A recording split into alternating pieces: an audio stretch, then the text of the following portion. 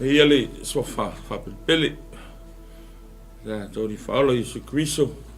Ya e fatulima ma fatalofa. Toi pa e maulonga so tato tunu Samoa. Ia na tu tele ma tu tulangi.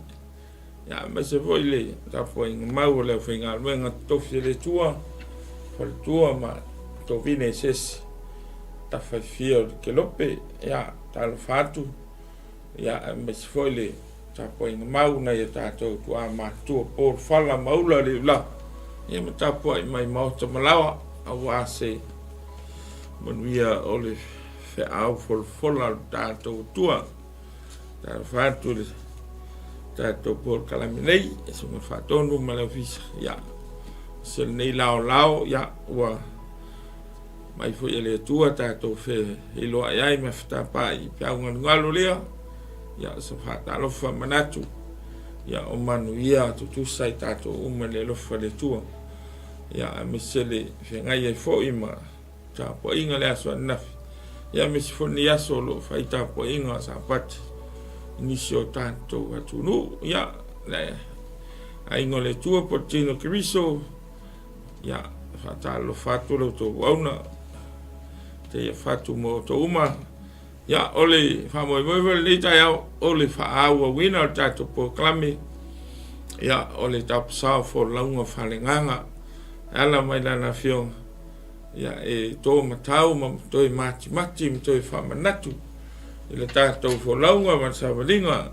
ya olo fai nei ina ia mau pea le malo si ato falenganga ya le longona ya tapatu le te taile fa unga ma so son mai le ngang pa ia na fa mana malam tato ile na fionga le tato talo ya lo mato tua fa sta nei ta yao ole ola ma le me alo fasili wa mai mo mato ya o fai no mato wala mai falunga le nei tai au malo pule malo le lofa tai nga pa ia le puipuinga ma le tu singa ma le leong ya wa ma fai na ma tu wala mai nei tai au ma tai ia la fio le noa ono me sili ya ma me le tele wa faya fa tai tele la wala wina ya la fa so ma tu le ato ma tu te fieta la noa ya ma fai loa o le tu le fio ya sa no mai ya le wanga pa ia na fa mal malama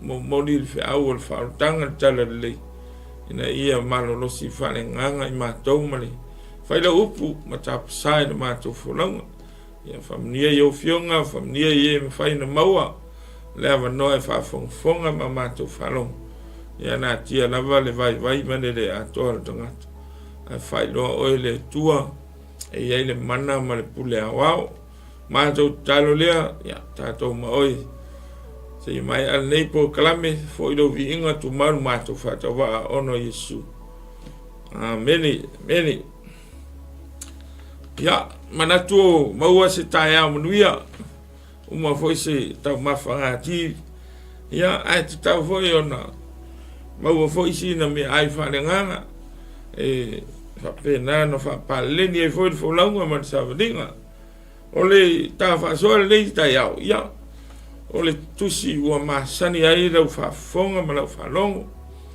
ya le ata um fai ta watu ya mata to fa long le ta ya mo ma fengen fo tusi mareko ya lon muta mo elima mareko lo muta elima ya ai fa ta mai fa yu mo fa ngata lusfut le sumatasi ya ono taimi na o fai tau nei fai pule fangata suton a fonga mai la fianga pa ia le tua o atu ila tol tasi tu le vai ile ele katara mali watu nei le va talai lo leo ia i tangata mai lo leo mai ia ona fetai ya i lo leo ia ma tangata mai tu ngamau o ia te ia le nganga le anga sa mau o ia i tunga mau e le ma fai fo i se tasi ona noa no tia o ia i maya u a mea lava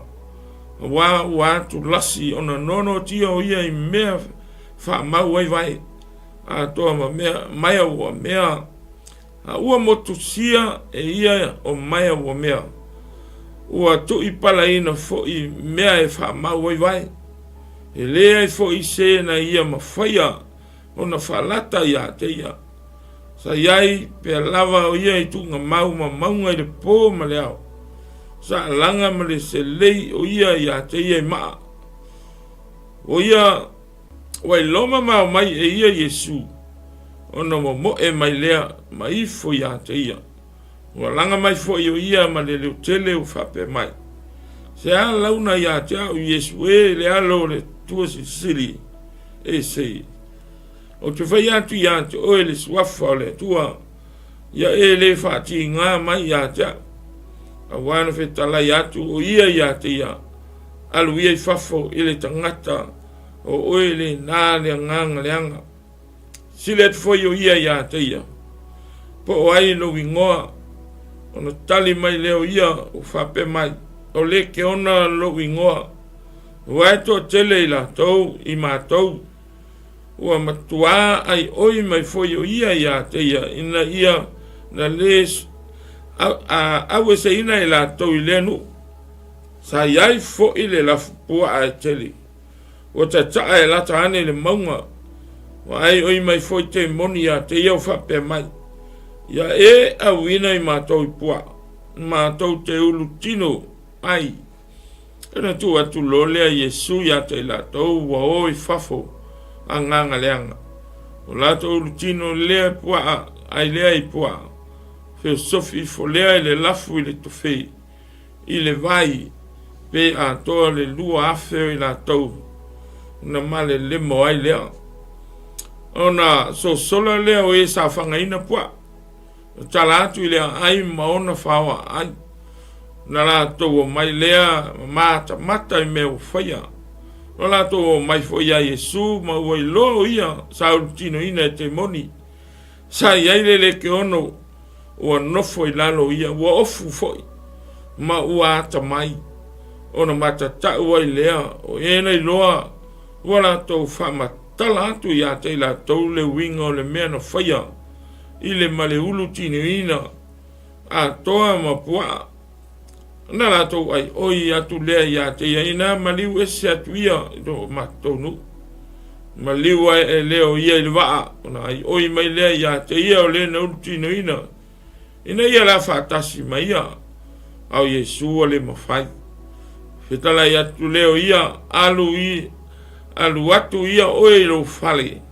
I lo wa inga ma ia e ta watu ia te ila tau mea te tele. Ua whaia le li ia te oe. Ma rona lofa ia te oe.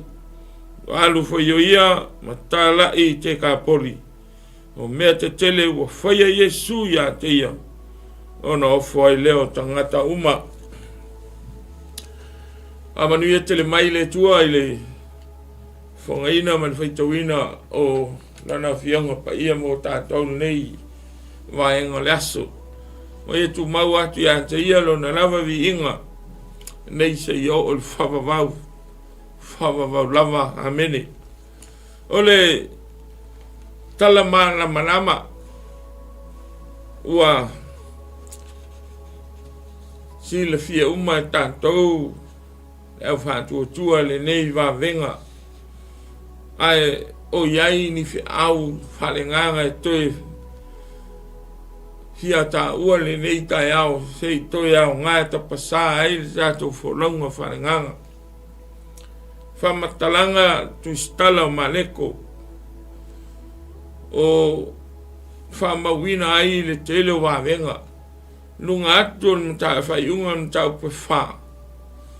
Sa whamawa e maleko le isi wawenga tele lava ina ua anga mai Yesu ma ona so.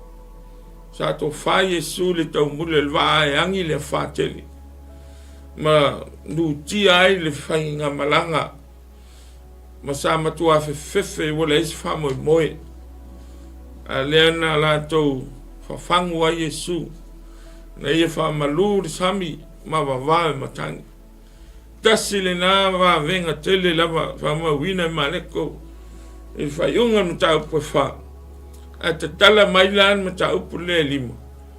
Ia wā au mai foi le isi va venga telefone ile memo more Jesus versus storms or natural disasters.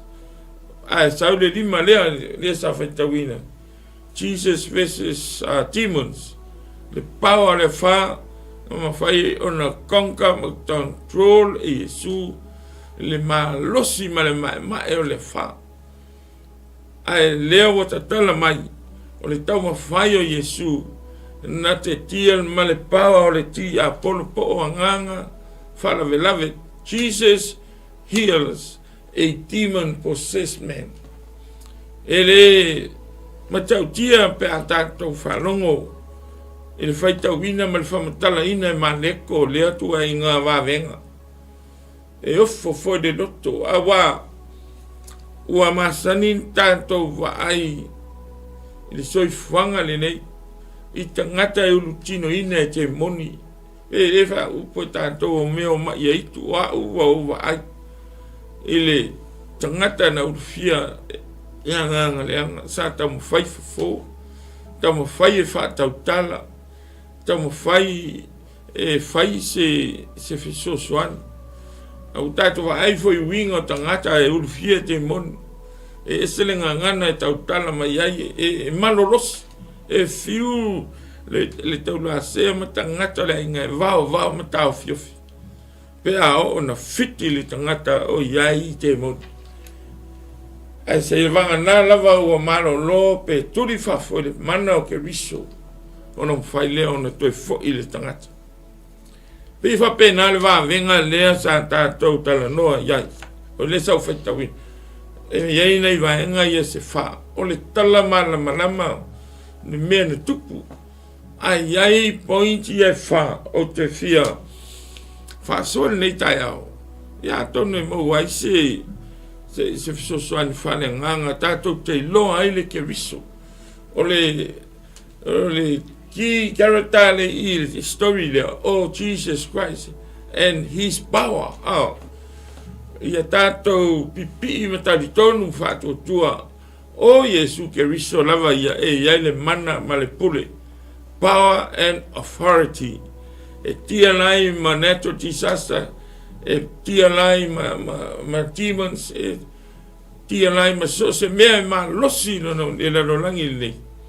E ma losi atu lava le power ke riso. Pa mai lea to a maluri sa mi manatu ala uso. O le alato wo le si tu. Ai lato te le lole mea lai ta otto le mafau Yesu. Si le fia Yesu le si tu o le vai leo. O lai iai le tangata lai le iloa. Lai iai le tangata lai la oti. O lai toia o se o ni nai teimi oti loi whainga a te moni. Po anganga leanga. E leo iloa e so. A lai le si la fia ke riso. Leo ke riso na te si la fia me uma. O lona le na tau langi le tua. Si la fia Yesu le tua na. Si le fia Yesu le te mine. Si le fia le numana. O le ala le mea le iai tangata le iloa e iloa e ke riso. Le maafua anga le na laina le toi foi i le tūna ngai me ele lato waa maso. Mai su o tato te o le tūlea. Si la fia Yesu tangata o le point mua la na le fia whata ua i le fina ngalo ke riso. Every lost soul is valuable in Jesus Christ. Le wa umana challenge le faithful au soul. Muli ele alena pa le fa matu vai al faith. Ale mana Yesu se fa ola le tangata le lo. Be le point na le fi fata u mai ya ke riso. Every lost soul is valuable in Jesus Christ. Si le fia Yesu le nganga na yo. Le ai se faina ye toi fa ola le nganga la.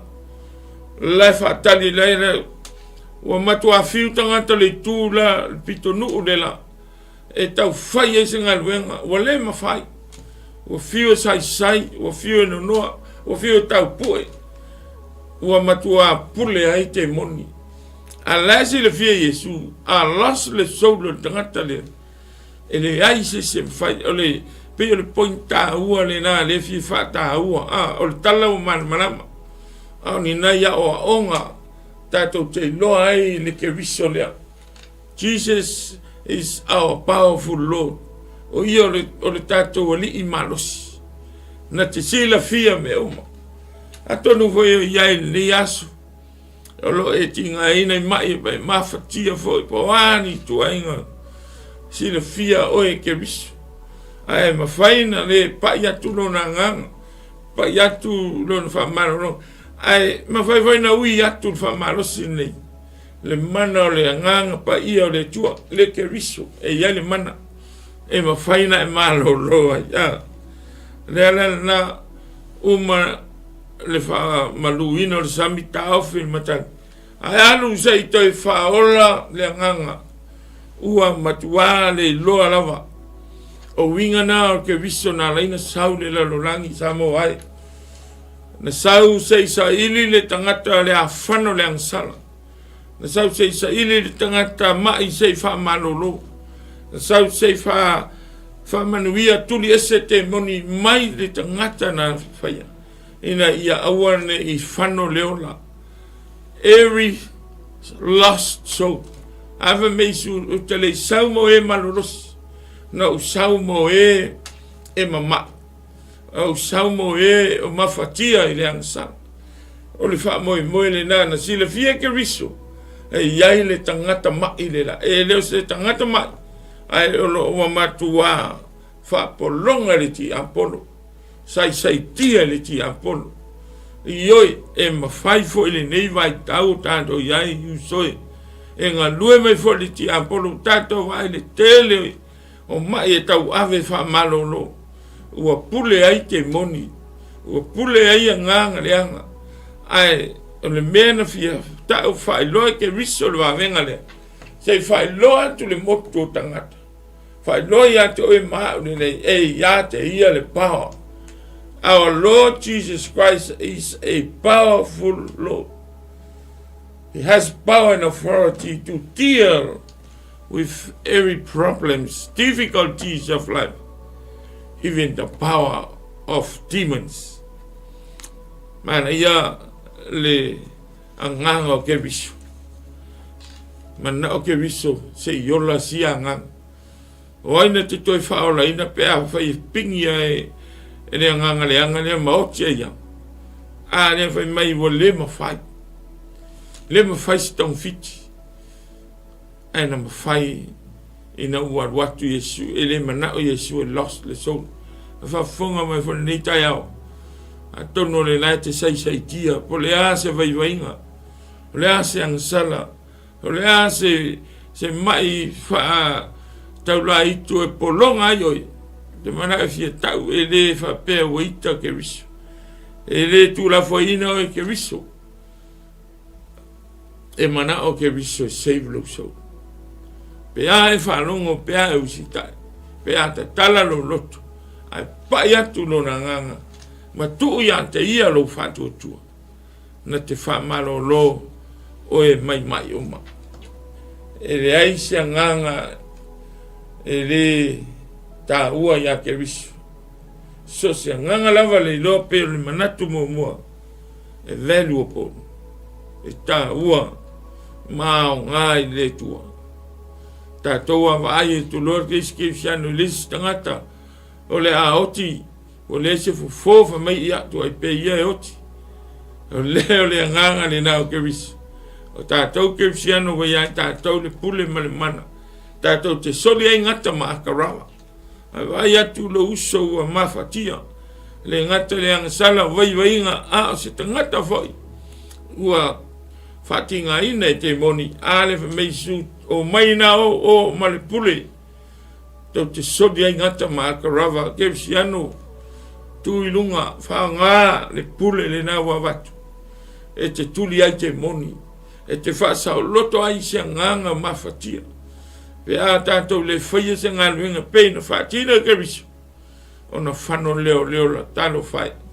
E se le mana ia le mena sau e ke riso. Leo pasi mai leo venga o mai a te oe leo whātua tua. Whao ngā le suafa lea e tuli ai te moni. o ngale suafa ke riso Yesu o te tuli ai o te tuli ai nganga le o se o fafo o se oli o le me ele fa tanga ina o to mani al fa ngale suafa dia tato te tuli ai nganga fa la vele ti apolo ma ia manu malo se nganga o le a o ti pe o le nei to le ia le ile na mo tato le anga ia i tato e vai tu lo la o ti o le ma fai se fo ma ia tu ia o ti ma u le nganga fai se kanga luenga te avatu se tanga luenga fa tasi mai le nganga le tu o ia tato le pule ma le mana tato te fa a wa le nganga ina ia save soul mana tu mo every lost soul is valuable in Jesus Christ. Whatever I to allow I to oipe. Le wa mai ke riso fa tu lunga tau tala fa le swafa ma le pule ke riso fa malo lo ai ma tu lia yanga leanga ma na ya fa ngalo na lua point lo na lua na o moa mai tu tono le tala leanga. Jesus was honored by the demon. Polele pawa le fata ual tu stala male ko sai le nganga sai tangata le ai ina wanga I fe me tuta lo le va a Yesu manso ai momo e mai lo le tangata le o fia te mon o mai na tamo e mai le to ma to atuli mai fo ya ke bis ya le pule malman veces mane ke mongi ai fo ilo na pau ai no wa fesanga ai ta mai e lua Yesu ke viso male te moni wa mai ona I fo leo le te moni ma to tuli ma langa tu ya Yesu e lo le te moni Yesu ke ris e fa ma wa lano ke moni ya Yesu ke ris e lori ke moni ele aiso na no e luma o Yesu o ya te ia le pule mana control ai me o mai na to tulia ifo mai he shouted at the top of his voice makua alanga lawa what do you want with me o le se me mana o ya cha wa ia ngakemo le ui tono le ngata tele tau sanga saf o polonga a leu tau tala mai le tamale tau tala mai le ngana le temon mai what do you want with me le as me temana o ya Jesus son of the most high God why you go le ngana le la na te lo Yesu o le atali o le silsili le tua sis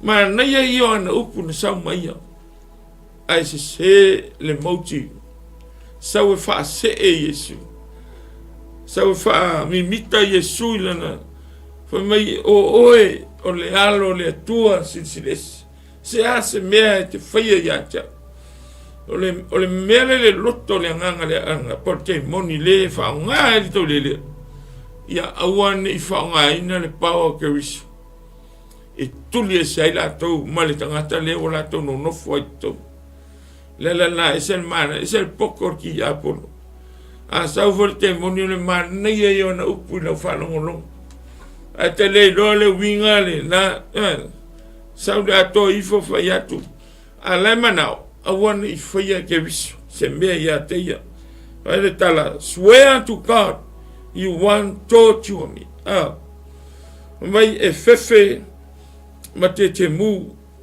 wa ke mu wa no kamare lu le nga mai te tau to atu le se me te faya ya cha wa vai sau fa se ma failan fato nu ina ya awan I faya Yesu se me ya te ele o ke Yesu le nga le o le te le nga al tau le nei le fa polonga le wori ta man ya le fe tau ya ke riso ya le pule man nga le nga wa umman fa to ilalo ke riso ile to yese malo si ti apun ile to yese malo ai ina o fe lo ai ma na ya Le la fa mele ta manatu lona lua.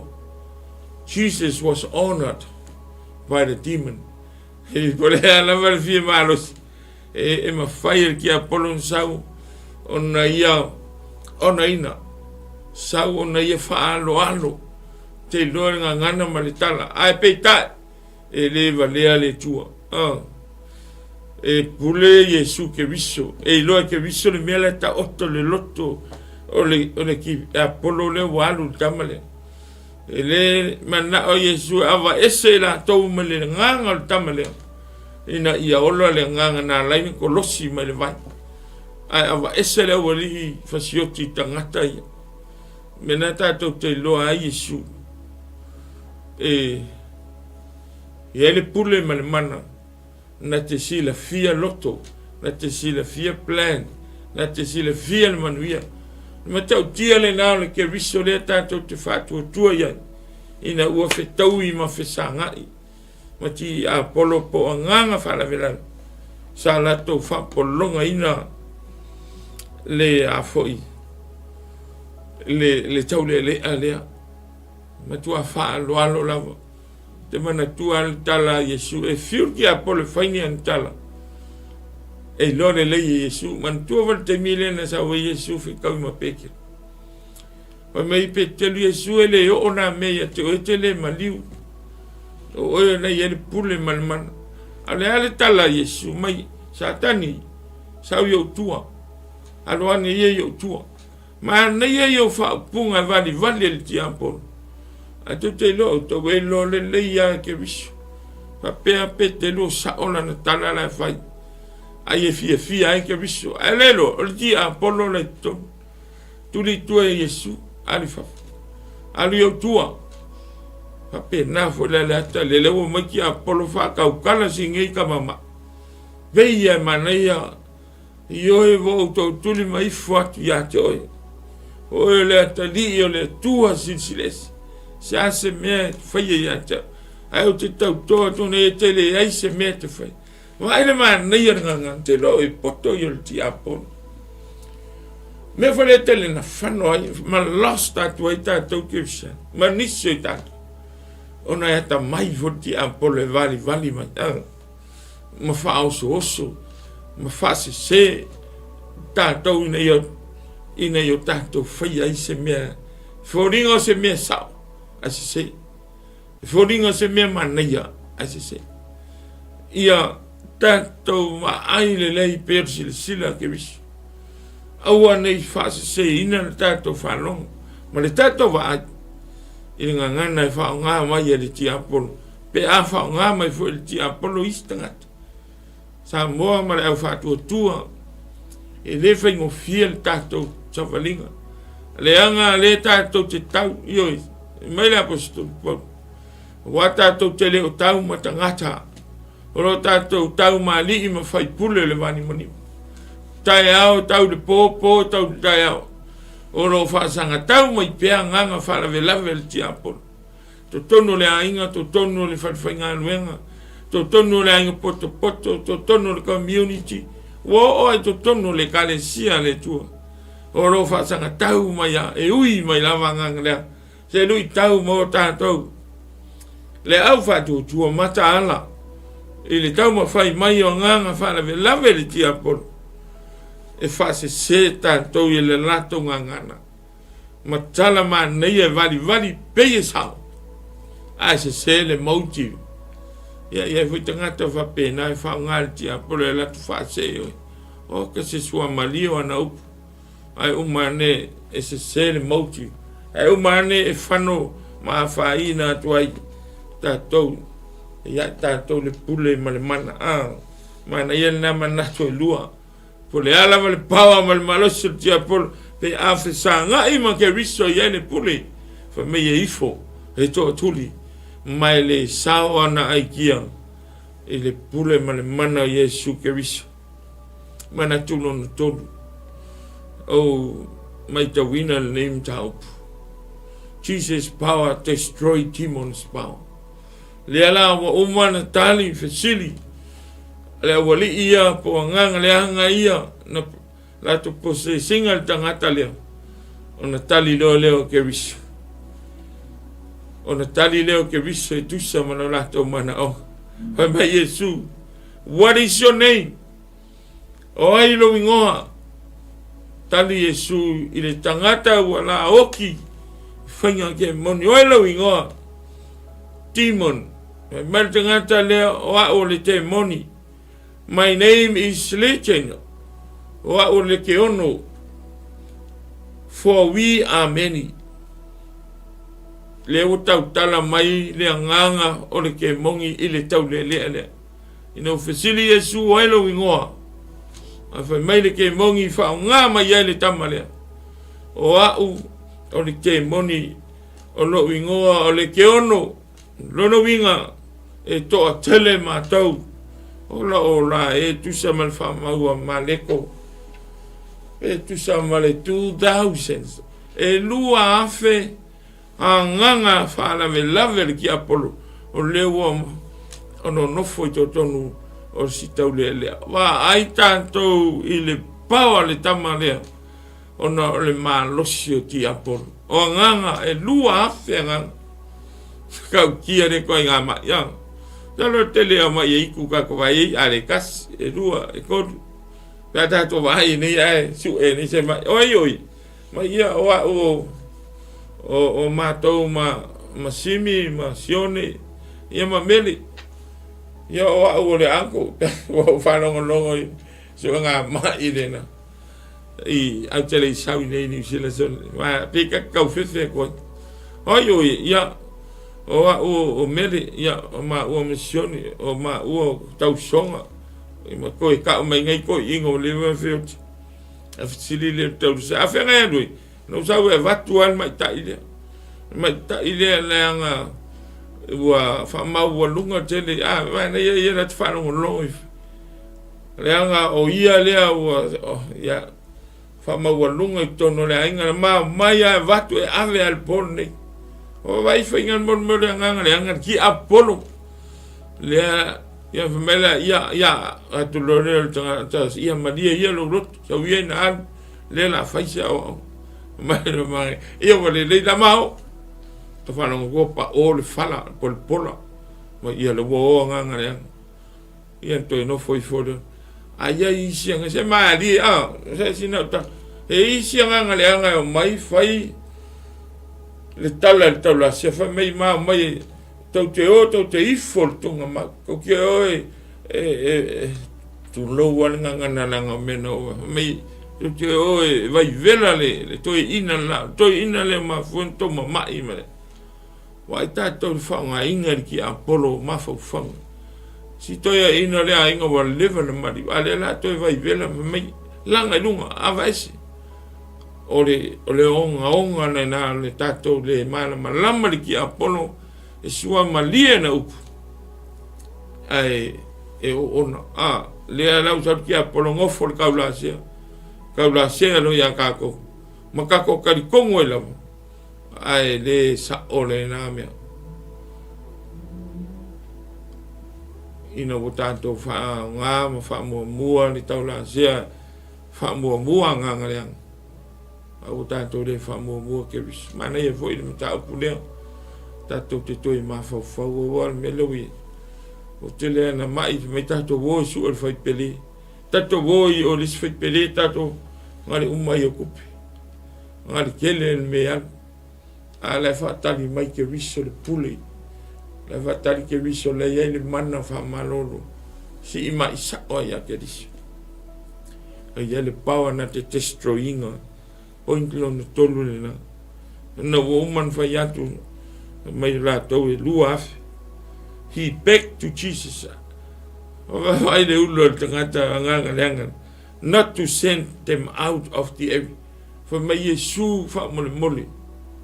Awa e te ava se ngai mātou mani nei no whang. O le whina no foi peto no le loto si nei tau lele. Kua makau kia whainga ke mong ia.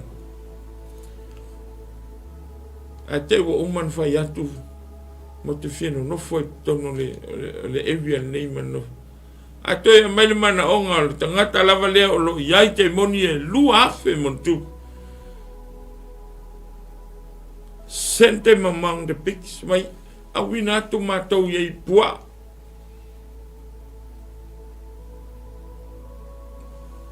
ave matau te olo i tono ni pua matau te le fie feoti le na tuli ye Yesu ilona mana mal puli ma watu loa nganga ia maulu fia pua talo fai sia fai la pua a fai lua afe nganga winga lua afe pua ai ole ama wa ulu yang wa tuli ese ai ke bis le pao le na male mano ke bis ele ma fai le lua afe na tia ma Yesu totas le nga wa umana tia le Yesu ma nganga le e fefe le nganga le e sola le nganga le pe atu lumo ke bis wa ina ta to sta mai minuti ma le fia se fulu tau sanga o polonga le nei tangata tau woti sai tia le nofo e se fale o mai lo nofo anga la votunga mau e nofo le ao malpo ao le ao na alu le lunga le maunga nofo ai anga ia mfa polonga tu ai ao le po na mai le moi tunga mau foi mai vole ise ofu le ise ie mau di tino ai wa manu anu ali tino na te whaonga ina mo maa te se lei eilo ni tino talo fai i le polonga amone nei tangata se fua na whaia le tua i le wa aia tangata le nuu le se wha moi wa le to yango yeisis e le ai se wha moi e otia yale tangata le mai le no hope a le tangata le an sasi la via ke riso le tua le vai tato wou le tua le mana o Yesu los le sole wa ai tanto le ngat wenga fa ola ke riso mana o save tanga tau o le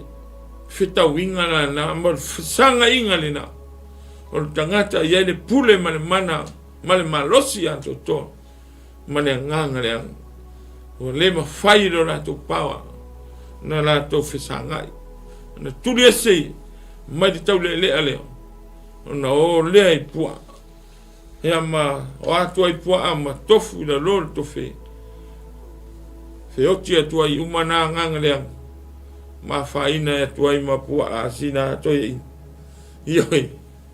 sa mo ai le fa tu wai le la ma semana le anga ti Apollo sei tia io le se mai e ma fai che vision fa malo e fai che viso ona tuli esse se nganga fala vela tato loto te tele le anga e fa nga mai le ti Apollo nganga le ina ia to fa polonga ma fa fai ina ai tato le tato esse male tato fa lango e nganga fala vela dalla la pistolo tuli esse le ki Apollo sola esse e solar ki Apollo pea e tuli le suafa ke ris fa nga le suafa o ia le mana ma le pule tuli ai aua tātou te fefe e nisi tātou tangata me se au tau la se sa mo ua rātou whātou ese i nganga reang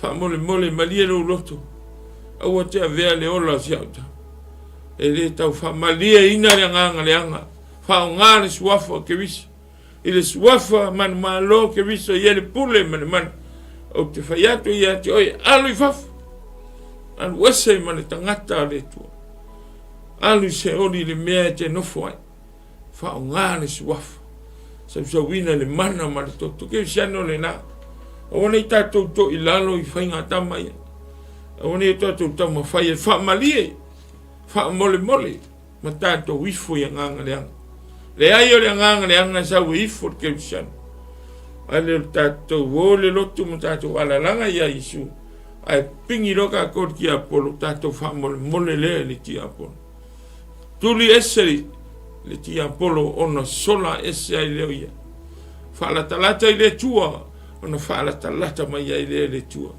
aua nei whaia se mea e mautu ani ti Apollo i tātou lo te leo wha manatu le apostolo mo tātou leo whatu tua le na a mai le na le sona mo tātou e malosi atu le mano keris nei lo le mano dia pon te mia na o ese ai nganga e lua afe montu o save le so ua ola le tangata sa polonga talo fai mari mana lon fa Jesus power healed the demon possessed man both physically and spiritually. Wo ese nei pua anganga le anga moi pua wa ta oto mai le tini tangata le tu a lua me wo faia le mana le tu wa malo lo le tino ma wa malo lo lo nanga me na tu langa ese ke ris a pa ile tua ke riso le mai le tangata le tino e malo lo le mai to e malo lo ai mana e tapol fa man yang ona o ya te ia le pule mata o tia le name o mai ina ua malo lo ua ta tia mai le tangata ua tuilunga ua fa ofu le ofu mfaina suru le ie selu le ulu fa mama le tino oka se manaya ai matua i ofu ai tangata le nanu. When he healed, a lot of people were shocked and surprised about him and the miracle. Wow, what a miracle! Le va venga na faya. Sui mai le tawoti le ola. Sui mai le mai le mano lo. Sui mai le leanga le fa o nga o le pule a ke ris. O mai no mai tangata marato va ai le tangata na ultino ine te moni. O no foi na wa ma na ia lo na la e wa au le malon of. Na la to fe de ya Yesu. Wale fefe ke mongi au fefe ya Yesu. They were afraid and told Jesus to leave the riches. Right tato. Ifinga kangaka wo ifo kemo. Le wa atu wa ai wo malo lo le tangata le. Alo me wo fefe. Alo fa ya Yesu. Yesu alu ese tu ia malamato no.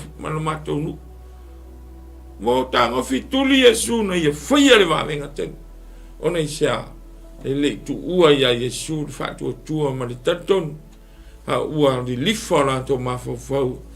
Ile pawa nganga le anga sa mo ai awa ni tato fa tua ni nganga le anga fa tua ya ke riso fa ye ke riso le va venga e ola le tino e ola foi le nganga ina ua mai al va venga mal fa malolonga ona a fio le Yesu ele fa pe walu Yesu ona wo tuli tanga tal motu walu Yesu wa uman faila nga venga wo save le soul se to titi ale lo ma ai to save ke bis ama mai na anga ele Yesu le va ma wa anga ya tu ole ato fo ile si tu le vai ai ta mo e tu ta male sa tino te moni Yesu o te mana o ta te o ma oi le fono tangata o salmo mo tali tonu wai loa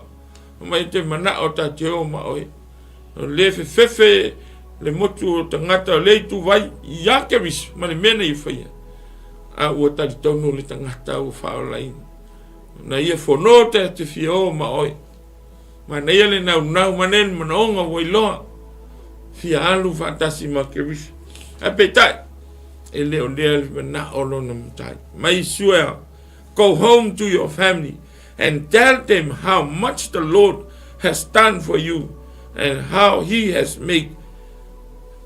mercy on you.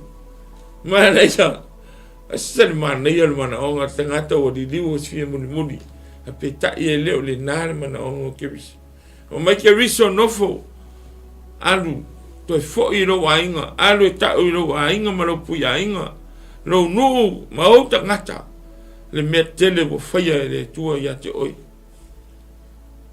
e yai tanga luenga taun fai pe afa mano lo ta ua fale nganga e le fa ola tanga ke riso e yai tanga luenga ke sian ta te oi ta ultala le ta te oi ta le kut New Zealand ua ola lo nganga ua o malo lo e le pawa ma le mano ke riso ma na ia le mana onga osi nei tau le a wola a peta e iai fol mana onga ke riso ia mai le ai uso me sili wa ola mai mano lo save oi a lo mana onga toi fo i lo ainga toi alu lo nu tau le va venga tele ma le lofa tu noa ma fa maoni o ke riso wa ola oe e fa va ma nei ale tau nuunga o le fa malo longa a Yesu le nei tangata le nganga se manu a fano ya nganga le o fano nganga le anga lu afe mantu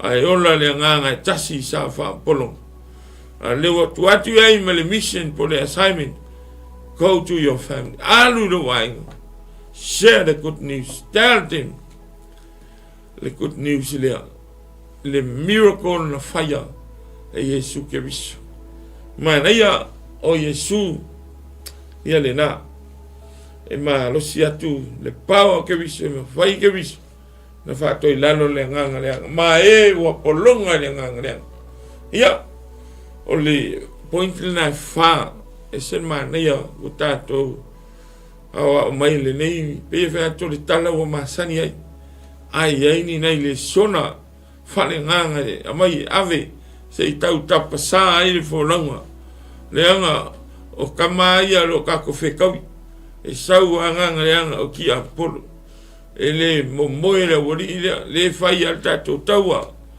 a tato te taua tu le suafo ke viso ala foi tau mai la tau i le nganga fa la lave sa tani mo ti apolo e le kasi nganga ka go ke le va ai ya nganga le anga mo ki apolo ai matua i mano ngang fara vela le be careful ia mata ala pia le be watchful ki siano awate tu uase amano sa me ia ki apo ia i fai to tato te tala ia lo fai to e tato volang sa me ia kama maulu mai maleski apo maulu mai malesia nganga le e tele lo nganga le a mata lo le na e le faia ai a faia mai fa ngale swafo ke riso mana ia le unga si nei tau le a ola le ngang le tau mate o le a ola e foi manganga lona inga malona nu pe ona tuli Yesu ia e foi se su fala ina ke viso fa tanga ma le tale le o le na le lu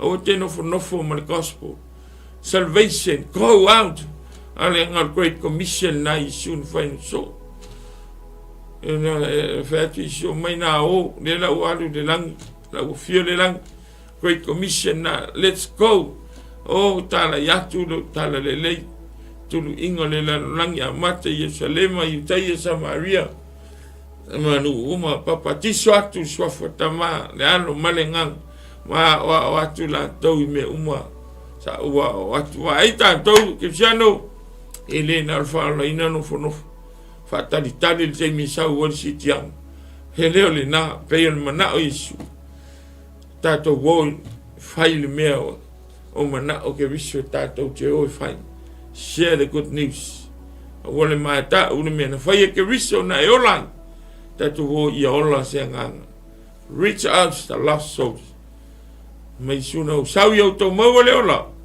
mai yo to mo a chili ai la up fai. Remember, Christians, Jesus Christ is our powerful Lord. His divine power could defeat Satan, demons' power, heal sickness, and raise the deaf. Leoti, e malosi atu ke viso leoti. E malosi ke viso, ele mai. E malosi ke viso, ele power netu Jesus afa. O me uma. E ole oti ngata ele ma faizes. E ma faye lo wotua. Believe in Jesus Christ, our powerful Lord. Not only that, but His divine power can take us all into heaven and eternal life through faith in Him. Tu ia ke viso le nana fa maloloa oe, fa ola ina oe, lave ina oe, o ia le nana whaina watu oe, i le ola e fa wawau, tu ia te ia le wavenga whaingata, le ale mai, le alfa fita auli, o wani, fatiata mai, o ani o manaonga. He is the only answer. Now, ia le tali, and He is ready now to meet your needs.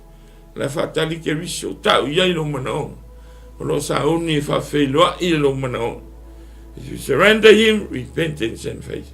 Pawana me mana o ke viso. Ke siano ma le tangata wa polunga le angsana. Mai ma whawhita oni. Surrender your life. Humble yourself. Confess your sins. And allow Jesus to be your Lord. Ona tango mai lo leo ke riso. Whaola lo nganga. Whaola oi. O whamanuia oi. E whawawau. Mantamana muli, remember to believe in Jesus, our powerful Lord. He marasi ke riso. Tari tonu ya te yele mana. E ola mamanuia ai te malolo ali tino. Te malolo ai le wanganga. Paua leo tangata na te avea oi leo lai whamawau. E le mawhai e sa kangi mangi a nganga leanga. O e whatua tua mawhana ngolano na ave oi leo lai whamawau. E le mawhai sa ngā luenga se ingo se lotu pole alawa. E tasi ale suafa na te avea oi sa mole wōma le ainga. Ile manuia e whamawau pei o le tamamai lea. Na o le suafa Yesu le li o le whamarolonga. Manuia le wholaunga whale nganga le neiva yasa. Fa Yesu matapasal folong e tutai nu manaya le anga i mele oti ile tato folong manaya le fo no mai le va au le tu au le e tonu pe le folong fa le ngang manuia le folong manuia le fionga le tu ono Yesu amen e va fta toma matua inani nei le sona nga mele nei tala se va venga matautia Fesanga inga oyo ya le pule male pule fo I male mana fati a polo. Ele ai se mana ia se pule tu yo luma. Wana o lava le tu malosi le tu fai va venga. Mato te talo ia ni se so mato atunu le lalolang o fa polonga pele ti a polo le sala o mai. Male tali tonu ia tua mali ma vani monimo le fa. Ma nganga fa lave fa mole. Ia watua whato I lalo I la toilo manangang pa ia. Whamanuia tele leo fiong pa ia. Whamanuia ie o iaise mana onga. Maua se avanoa whalonga leo upu. Whaise whiringa manua maua le avanoa. Mato talo lea whamanuia. Le au whafonga tino ke riso. Whamanuia leo fionga ono Yesu. Amen. Amen. Ni el folonga ni vea so Samoa so watu no pe. Amen.